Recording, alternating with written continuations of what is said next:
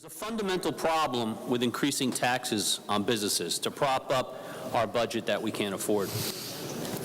It will hurt the low and middle income families and deter people from opening a business in New Jersey.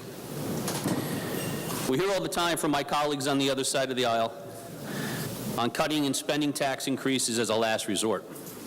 Today's a perfect example of that. But we are still voting on a budget that will increase taxes by $1.2 billion. Mostly on businesses that will pay the highest taxes in the nation. New Jersey has been rated one of the worst states to own a business in the entire country for the past 4 years. Companies like Home Depot, Target are investing in this state, and we are repaying them by making their investment less profitable. Recently, Toys R Us filed for bankruptcy and moved out of Wayne, New Jersey, a district that I represent in one of the towns.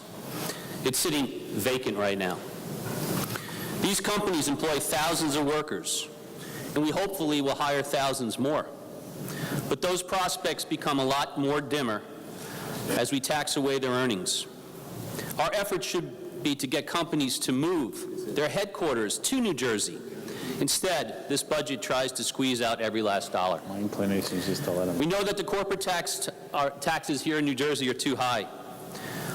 That's why we have to give out tax credits to make our corporate tax revenue more volatile and less reliable to support the state's extravagant spending. This budget also raises taxes on businesses by taxing their dividends at 9%, just twisting the knife even more to the New Jersey's most successful businesses.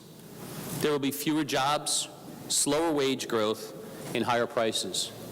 I've spoken many times before this House on the out-migration in the state and the need to keep my children, my grandchildren, our seniors here in this state.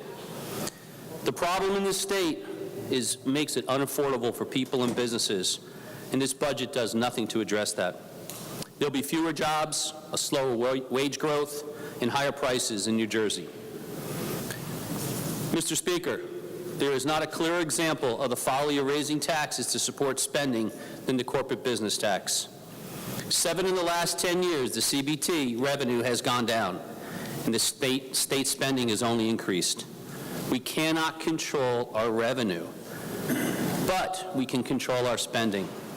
Hiking business taxes to the highest rate in the nation only follows the misguided philosophy. To make the state more affordable, the budget needs to become more affordable. I urge my colleagues to look closely at what we're doing today.